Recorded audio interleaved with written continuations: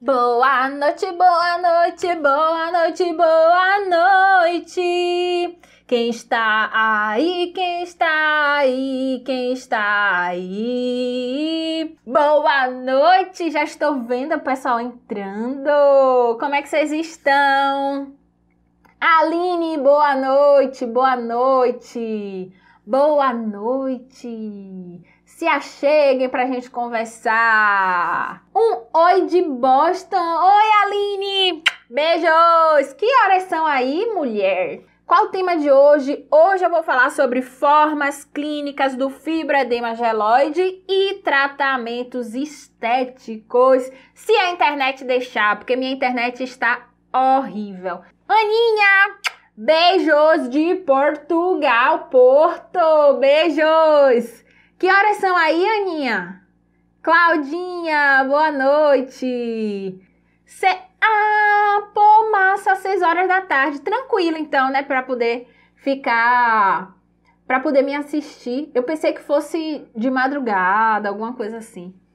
Só 2 horas o fuso. É pouquinho. Rê falou assim, trabalho na garagem de casa. Você acha que isso implica nos clientes? O Rê, é o seguinte, alguns clientes, eles não gostam de serem atendidos na casa da gente, e serem atendidos em locais que não sejam vistos, né, como locais comerciais.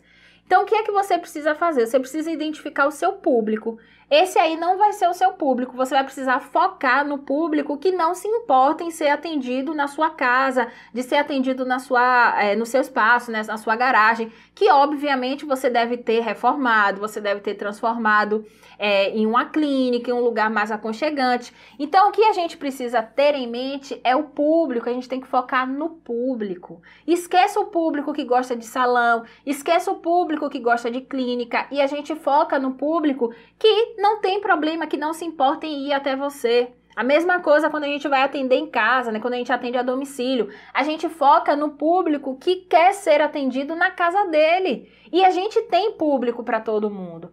Então, não se preocupe com relação a isso. Você tem que atrair agora o público certo, que é o público que não vai se incomodar em ser atendido na sua casa, na sua garagem, no seu espaço, certo? Então esqueçam isso será que eu vou ter cliente? Será que eu não vou ter cliente? Sempre tem cliente. Mas é óbvio também que a gente tem que deixar o ambiente o mais parecido com a clínica. Afinal de contas, é o nosso trabalho, a gente tem que seguir as normas da Anvisa, então é importante, né, que esteja tudo de acordo nos conformes, segundo lá a regulamentação, tudo direitinho, mas não se preocupe, tá, de ser em sua casa, de ser na garagem, de ser onde for, tem público para todo lugar. Então tem aquele público que só gosta de ser atendido em salão, porque gosta do clima de salão de beleza. Tem um outro público que gosta de uma coisa mais reservada, mais calma, horário marcado, certinho, aquela coisa toda. E tem outros que querem ser atendidos na casa. Não quero sair de minha casa, quero que o pessoal venha para cá. E tem o que vai até você, independente de onde você está. Tem resistências maiores? Tem. Às vezes a pessoa tem medo, eu não conheço, eu vou para casa dos outros, aquela coisa toda. Então, tem uma resistência maior, mas tem o público e é só a gente atingir esse público, certo? 23h20, a Aninha falou. Aí já é mais tarde, né, Aninha? Eu tô fazendo um teste aqui, tá? Não sei se vai funcionar, não sei como é que vai ser, mas por favor, vão me sinalizando aí. Tá ok? Áudio ok? O áudio está ok? A imagem está ok? Pode continuar, podemos seguir o baile? O nosso assunto de hoje é sobre formas clínicas do fibroedema geloide e os tratamentos estéticos. Então, o que é o fibroedema geloide, né? O fibroedema geloide é uma infiltração edematosa do tecido conjuntivo, seguindo de polimerização da substância fundamental amorfa. O que é que acontece? A gente tem um edema e esse edema ele começa a se infiltrar no tecido conjuntivo que vai produzir uma reação fibrótica consecutiva. E isso vai afetar principalmente a derme e o tecido adiposo. E pode gerar, né, modificações fisiológicas, modificações estruturais do sistema tegumentar. Como, por exemplo, fibrose, alterações vasculares, depressões na pele, e isso acaba afetando a qualidade de vida do cliente. E afeta de duas formas: afeta pela parte psicológica e afeta pela parte fisiológica. Então a gente vai ter uma série, né, de alterações, uma série de transtornos fisiológicos acontecendo, e nós teremos também a parte psicológica. Então muitos clientes, eles não querem ir para a praia, eles não querem vestir uma roupa porque a pele não tá lisinha, porque tá com aquele efeito, né, de casca de laranja. Então, isso acaba afetando, de uma certa forma, também a parte psicológica. Quando a gente fala de qualidade de vida, a gente inclui essas duas vertentes, tanto a parte fisiológica quanto a parte psicológica, certo? Falando também da parte fisiológica, a depender do estágio, a gente já vai ter dor, então tem um comprometimento aí muito maior, né, que atinge os nervos e isso causa dor. Então as pessoas, elas sentem dor, a perna fica pesada, tudo isso a depender do estágio. Então essa qualidade de vida aí, ela é afetada dessas diversas formas. E o fibroedema gelóide, popularmente, ele é conhecido como celulite. Alguns autores, eles são contra essa denominação. Por quê? O sufixo "ite", ele é um indicativo de inflamação. Então, falando assim ao pé da letra, celulite significa inflamação na célula. A maioria dos estudos atuais, inclusive, mostram que o fibroedema gelóide é uma disfunção não inflamatória. Só que isso tem controvérsias, certo? Então vocês vão perceber que tem autores defendendo já que o fibroedema gelóide é uma doença inflamatória e eles já classificam como uma inflamação silenciosa. E outros, eles falam assim, não é sempre que vai ter inflamação. Em alguns estágios pode ter um comprometimento inflamatório e outros não. Eu sou mais adepta à terceira hipótese, tá? Então, uma é que não tem inflamação, a outra é que é uma doença inflamatória, uma inflamação silenciosa, e o outro é que em alguns estágios nós teremos um comprometimento inflamatório. Então, o meu posicionamento é mais ligado, né? Tá mais de acordo com essa última hipótese de que em algum momento possa ser que a gente tenha algum comprometimento circulatório quando a gente fala de fibroedema gelóide. Então, é uma disfunção que ainda está engateando os estudos. A gente já tem bastante coisa, mas tem muitas coisas ainda a serem descobertas, a serem reveladas, e aí a gente fica só acompanhando, né? Só que tem outras coisas que a gente já tem certeza, que é alguns fatores que podem influenciar o surgimento do fibroedema gelóide. Então, o que é que pode acontecer para poder influenciar o surgimento dessa disfunção estética? Vou listar para vocês. Então, tem a obesidade, tem o sedentarismo, fumo, alcoolismo, má alimentação, distúrbios circulatórios, medicamentos e até problema de postura corporal. O que acontece? A depender da nossa postura, eu sou péssima em postura, a depender da nossa postura, a gente acaba, né, comprimindo o tecido adiposo e isso vai reforçar o aspecto casca de laranja. Então, a depender até da postura, né, corporal, a gente pode desencadear aí um processo de fibroedema gelóide por conta dessas alterações aí que a gente vai promover no tecido adiposo. Quando a gente fala de estágios, é importante a gente entender que esses estágios, eles não são totalmente delimitados e eles podem ocorrer de forma sobreposta na mesma pessoa. Então, vai ter uma sobreposição ali de graus na mesma área, na mesma pessoa. Por isso que é importante a gente fazer a avaliação. É importante a gente fazer a consulta bem detalhada, fazer os exames físicos, para que a gente consiga identificar qual grau tem naquela pessoa, como é aquele comprometimento, porque pode ter essa sobreposição. Então, não significa que vai ter só um grau, que vai ter só... Não, pode ter sobreposição de graus na mesma pessoa e na mesma área. Então, é importante a gente avaliar com cuidado, certo? Agora eu vou falar um pouquinho sobre avaliação. Quando a gente estiver fazendo a nossa avaliação, então o cliente chegou, a gente faz as perguntas, a gente faz a consulta e tem a parte do exame físico. Na avaliação física, a gente precisa observar a alteração de relevo, precisamos observar a alteração de coloração, se a pele tem flacidez, então como é a flacidez da pele, é uma pele com flacidez, sem flacidez, observar a presença de disfunções circulatórias, o cliente ele tem telangiectasia, tem equimoses, tudo isso é importante a gente avaliar. Além disso, a gente observa também a questão do tônus muscular e o tônus da pele. Outro ponto importante é sobre dor. Ele tá com dor, a gente tocou, dor a palpação, a gente tocou e ele sentiu dor, a gente anota, porque isso é um indicativo do grau desse fibroedema geloide. Outro ponto é a questão do aumento do volume e da consistência do tecido adiposo. E por último, e não menos importante, né, a deformação na pele por aderências. São esses pontos aí que a gente precisa avaliar na hora da avaliação física. Esses pontos, eles vão conseguir identificar, né, fazer com que a gente direcione e a gente consiga classificar o grau, né, do fibroedema geloide, o tipo do fibroedema geloide. Então é importante a gente estar atentos, tá, a esses pontos aí na hora da avaliação. E aí eu quero falar com vocês com relação a alguns testes. É legal a gente incluir nas nossas avaliações, na nossa consulta, alguns testes. É legal. Outro dia eu mandei um áudio no Telegram falando, né, sobre a consulta. Eu disse para as meninas assim, que a gente precisa, né, cobrar pela avaliação. E a gente precisa ter alguns diferenciais na avaliação, para que a pessoa também não fale, poxa, não teve nada demais, eu fiquei ali respondendo umas coisas.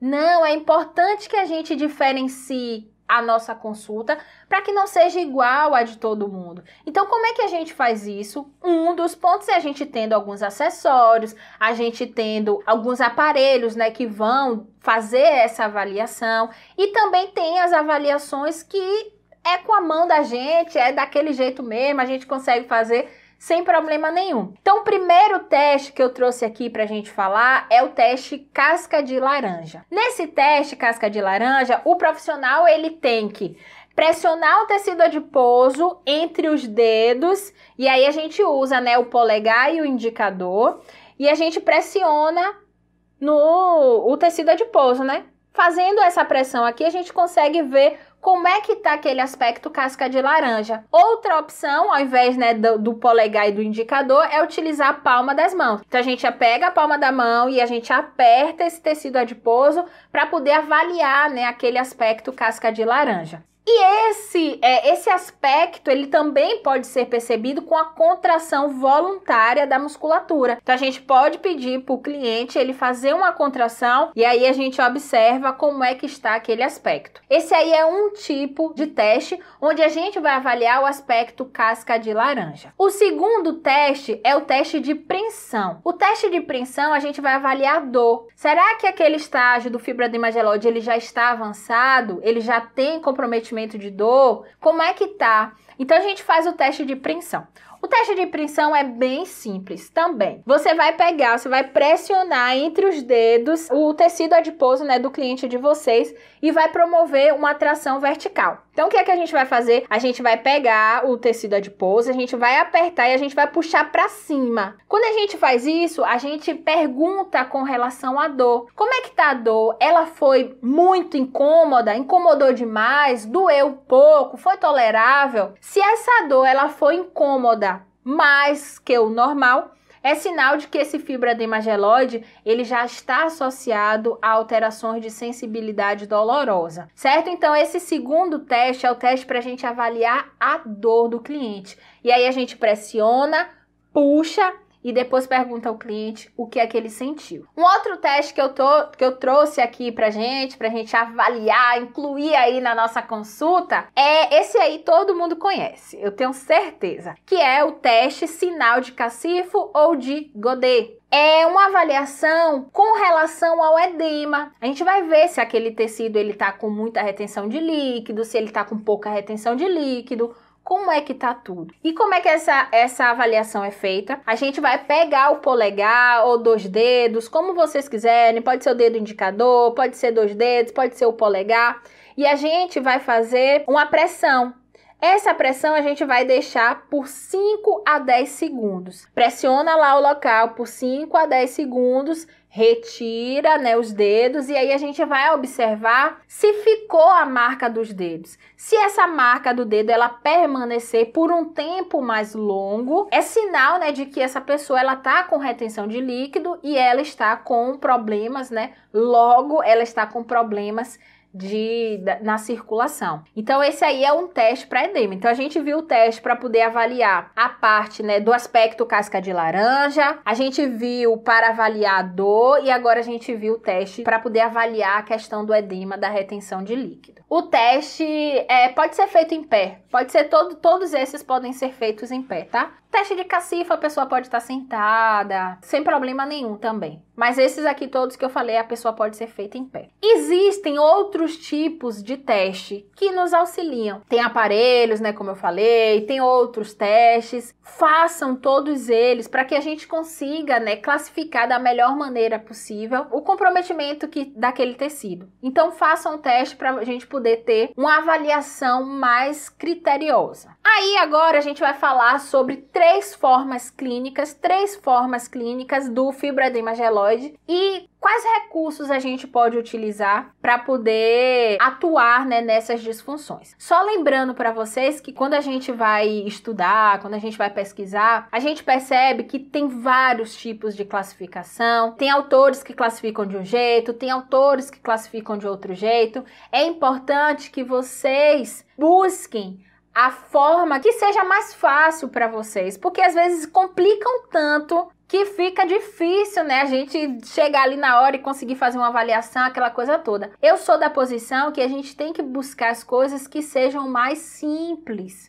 É isso e é isso, pronto, não vem inventando mil coisas, porque na hora da gente avaliar é difícil, é mais complicado. Mas se a gente for avaliar lá, a gente vai ver que tem vários tipos, tem várias formas, cada autor ele fala uma, certo? E tá tudo bem também, se você conseguir, né, memorizar todas, se você conseguir trabalhar com todos esses tipos aí de forma e classificar direitinho, vocês também podem seguir. Eu gosto de avaliar o grau e avaliar algumas formas. Aqui eu não trouxe o grau pra gente conversar, vai ficar para uma outra live, um outro momento, mas trouxe três formas clínicas que eu avalio e que eu gosto de trabalhar pra gente poder conversar, certo? Então vamos lá. A primeira forma clínica é o fibroedema geloide fibrótico. Esse fibroedema geloide, ele é mais comum em mulheres com mais de 30 anos e que tem ali já uma alteração do colágeno. Nesses casos, quais recursos a gente pode utilizar para nos auxiliar? O primeiro, radiofrequência. A gente utiliza a radiofrequência, temperatura 37 graus, então verifica a área, quantos cabeçotes dão, faz o cálculo direitinho, coloca a radiofrequência, quando chegar na temperatura que você deseja, você começa a fazer a contagem, certo? Outro recurso é o ultrassom, e aí a gente pode utilizar o ultrassom de 3 MHz e o ultrassom de alta potência. Muitas pessoas me perguntam, né, Nath, o ultrassom de 3 MHz, ele é bom mesmo, ele é eficaz mesmo? Gente, para o tratamento de fibroedema geloide, para mim, é um dos melhores. Então, podem utilizar o ultrassom de 3 MHz. Não precisa ser aquele ultra mega power, não. Pode usar o de 3 MHz aí, o terapêutico, que vocês têm sem problema nenhum. Um outro recurso é a vacoterapia. Então, a gente pode utilizar a vacoterapia para poder, né, estimular a circulação, tudo direitinho. Nos locais em que está a fibrose, a gente faz movimentos circulares com a pressão até 250 milímetros de mercúrio. Então, a gente utiliza a vacoterapia aí dessa forma. No fibroedema fibrótico, certo? Outro recurso, manta térmica e ondas de choque. Eu gosto de utilizar, né, esses procedimentos para o tratamento do fibroedema geloide e no final eu vou dar uma dica aí, mas não vou adiantar não, porque senão eu vou falando e não sigo o meu raciocínio aqui. Aí perco alguma coisa, perco outra. O fibroedema geloide flácido. Ele é comum em mulheres também com mais de 30 anos. Às vezes, né, ele está associado a pessoas que perderam muito peso e não realizaram atividade física associada. Outra característica também é em pessoas sedentárias, com pouca massa muscular. Então, essas características aí do fibroedema gelóide flácido. E o que é que a gente pode utilizar de recurso? A gente pode usar a radiofrequência também. Só que essa radiofrequência, a forma, né, de aplicação, ela vai ser diferente da radiofrequência quando a gente utiliza o fibroedema gelóide fibrótico, porque nesse caso aqui a gente vai utilizar temperaturas altas, 40 graus, e aí a gente deixa a mesma coisa do tempo. O tempo a gente tem que fazer o cálculozinho. Outro recurso é o ultrassom, também é muito bem-vindo nesse fibroedema gelóide, que é o ultrassom de 3 MHz e o ultrassom de alta potência. Outro, a vacoterapia. A vacoterapia a gente vai utilizar para poder promover massagem, para poder estimular o colágeno. Agora, se houver fragilidade capilar, é importante que a gente evite a utilização da vacoterapia, certo? Além desses, a gente pode utilizar manta térmica, a gente pode usar ondas de choque. A corrente russa também é legal, mas é importante a gente identificar. Como eu falei, né? A gente vai fazer uma avaliação, vai ver a característica da pele da cliente, tudo direitinho. O que acontece? Se o cliente ele tiver um comprometimento, né? Uma flacidez de pele e uma flacidez muscular, aí a gente alia com a corrente russa, para que a gente tenha um resultado melhor. Façam massagem, bastante massagem, para poder estimular essa circulação. O outro tipo aqui, a outra forma, né, de fibroedema gelóide é o fibroedema gelóide edematoso. O fibroedema gelóide edematoso, ele pode ocorrer em qualquer faixa etária, qualquer peso, então a pessoa pode ter excesso de peso, pode não ter excesso de peso, e ele está ligado a um desequilíbrio circulatório, geralmente ligado também às pessoas que estão utilizando anticoncepcional. Então, vai observando essas características que eu tô falando. É legal a gente ir pegando para que quando a gente for fazer a avaliação, a gente já tenha um direcionamento melhor. Então, usa anticoncepcional, provavelmente tem a retenção de líquido. E aí a gente vai associando todas essas informações para que a gente consiga identificar da maneira correta, certo? E aí, o que é que a gente pode utilizar nesses casos? Nós podemos utilizar ultrassom de 3 MHz, ultrassom também de alta potência. Percebam que em todos os tipos, em todos os graus de fibroedema gelóide, a gente vai utilizar ultrassom. O ultrassom é importantíssimo, ele tem um efeito tixotrópico que vai nos ajudar bastante, então utilizem bastante o ultrassom. A vacoterapia também vai ser muito bem-vinda, lembrando que a vacoterapia aqui a gente pode utilizar de duas formas. A gente pode utilizar a depressodrenagem, então a gente vai promover, né, uma drenagem mecânica, e a gente pode utilizar também a depressomassagem, que é só a realização de massagem, né, para poder ativar a circulação, permear melhor os ativos. Cuidado, novamente, em quem tem fragilidade capilar. E uma outra observação, a vacoterapia ela precisa ser confortável. Então, não coloca lá na pressão máxima, não façam isso porque pode gerar dor ao cliente. E a depender do estágio, o cliente ele já vai ter dor, ele já vai estar com um comprometimento ali, né? Já está sentindo dor. E aí a gente vai fazer uma massagem ou fazer uma vacoterapia com mais pressão, com mais força, para que ele sinta mais dor. Então, é importante a gente avaliar também nesse sentido, certo? Então, pode usar a vacoterapia? Pode. Tem duas formas aí para a gente utilizar, mas observa a questão, né, da dor, do sensorial do cliente. Manta térmica também é muito bem-vinda. Massagens, né, como eu falei, pode utilizar também. E o coringa para o fibroedema gelóide edematoso, o que a gente deve focar é o top, assim, para esse tipo aqui de FEG, a drenagem linfática. Então, se eu tenho uma retenção de líquido, se eu tenho um comprometimento ali, linfático, se eu tenho edema, então eu associo a drenagem linfática. Então, são esses aqui procedimentos que a gente pode estar utilizando no fibroedema gelóide edematoso. Uma coisa, alguns avisos, tá, importantes. O primeiro é que a gente sempre associa a cosmetologia. Então, tudo que a gente falou, tudo que eu falei aqui, qualquer tipo de FEG, qualquer protocolo a gente vai associar cosméticos ativos para aquela finalidade. Eu farei uma nova live falando exclusivamente de cosmetologia aplicada no fibroedema geloide, certo? Então lá a gente vai entender o mecanismo de ação, a gente vai entender o que é que cada ativo faz, quais são os melhores ativos. E outra coisa importante falar, todos esses recursos que eu dei, todas essas técnicas que eu dei, elas podem ser feitas de forma associada ou elas podem ser feitas de forma individual. Lembrando que é importante a gente fazer uma avaliação, porque na avaliação a gente vai entender o que é que está acontecendo naquele organismo, o que é que tem ali e com base nisso a gente vai inserir esses procedimentos aqui que eu falei. Como eu disse, o fibroedema geloide, os estágios, né, do fibroedema geloide, eles podem se sobrepor. Então pode ter uma pessoa que ela tem um fibroedema geloide, que tem retenção de líquido, que tem edema, que tem fibrose, ela pode ter tudo isso. E aí é importante a gente usar a nossa inteligência para poder bolar um protocolo personalizado para aquele caso. Então, Nath disse que a radiofrequência a essa temperatura é boa para fibrose. Então, nesse local aqui que tem fibrose, eu vou usar aqui essa radiofrequência. A Nath disse que para o fibroedema geloide edematoso é legal fazer uma drenagem linfática. Então, associa a drenagem linfática. É importante a gente começar a aliar, é importante a gente começar a buscar o raciocínio para que a gente consiga montar, né, protocolos personalizados, não ficar só nisso, não é só essa lista que eu dei. Tem muitos outros procedimentos que eu não incluí aqui. Aqui eu listei alguns, mas tem outros que podem ser utilizados no fibroedema fibrótico, pode ser utilizado no fibroedema flácido, pode ser utilizado no fibroedema edematoso, certo? Aqui eu trouxe uma lista, uma sugestão para que vocês clareiem um pouquinho a mente de vocês, para que vocês consigam associar